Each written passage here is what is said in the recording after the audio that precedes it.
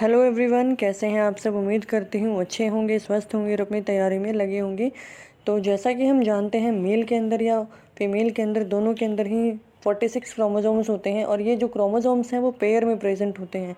अगर पेयर में बात की जाए तो क्रोमोसोम्स का नंबर होता है 23 और इंडिविजुअल क्रोमोसोम्स की बात की जाए तो क्रोमोसोम्स होते हैं 46, जिनमें से 22 जो पेयर हैं वो होते हैं ऑटोसोम्स और लास्ट वाला जो क्रोमोसोम होता है उसको हम बोलते हैं सेक्स क्रोमोसोम। तो मेल में 22 जो क्रोमोसोम है, मेल या फीमेल दोनों में सेम होते हैं, बट जो लास्ट वाला क्रोमोसोम है एक्स एक्स और एक्स वाई, ये डिफरेंट होता है। मेल में एक्स वाई होगा और फीमेल में एक्स एक्स होगा। अब ये दोनों ही क्रोमोसोम्स जब सेपरेट होते हैं गैमेट फॉर्मेशन के टाइम पे, तो कई बार ऐसा होता है कि मेल या फीमेल में दोनों में से किसी एक पार्टनर में ये अच्छे से सेपरेट नहीं हो पाता है, जिनकी वजह से डिजीज़ होती है, डिसऑर्डर होते हैं, जिनको हम बोलते हैं क्रोमोसोमल डिसऑर्डर। और ये डिसऑर्डर 3 तरह के होते हैं। फर्स्ट है क्लीनफेल्टर सिंड्रोम। जब मेल यानी कि जो फादर है उसके अंदर 22 जो क्रोमोसोम्स हैं, जिनको हम बोलते हैं ऑटोसोम्स, ये मेल और फीमेल दोनों में सेम होते हैं।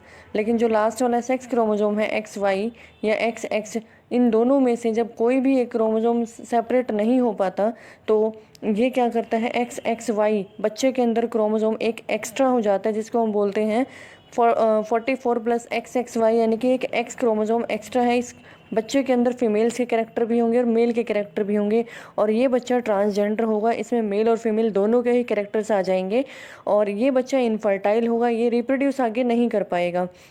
नेक्स्ट आता है टर्नर सिंड्रोम। इस केस में क्या होगा, मेल और फीमेल दोनों में ही 22 जो क्रोमोसोम्स हैं वो तो सेम ही होते हैं, वो बच्चे के अंदर आएंगे। लेकिन इस केस में किसी एक पेरेंट की जो क्रोमोसोम्स हैं, सेक्स क्रोमोसोम्स हैं, वो बच्चे के अंदर नहीं आएंगे। एक पेरेंट के जो क्रोमोसोम्स हैं वो सही तरीके से सेपरेट होंगे और बच्चे के अंदर आएंगे, लेकिन दूसरे पेरेंट के क्रोमोसोम में सिर्फ ऑटोसोम्स बच्चे में आएंगे, जबकि सेक्स क्रोमोसोम बच्चे के अंदर नहीं आएंगे। तो इस केस में बच्चे में एक क्रोमोसोम कम हो जाएगा, जिसकी वजह से बच्चे में 45 क्रोमोसोम्स होंगे, यानी कि एक पेयर उसमें कम हो जाएगा, जिसको हम बोलते हैं टर्नर सिंड्रोम।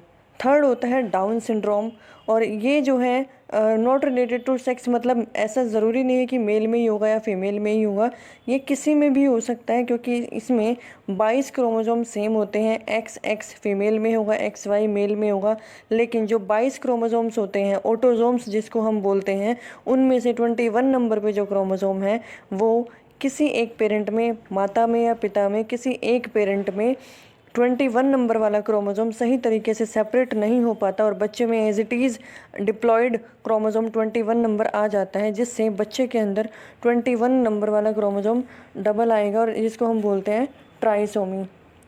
तो ये जानकारी आपको कैसी लगी मुझे ज़रूर बताइएगा और वीडियो को लाइक शेयर सब्सक्राइब ज़रूर कीजिएगा। Thank you.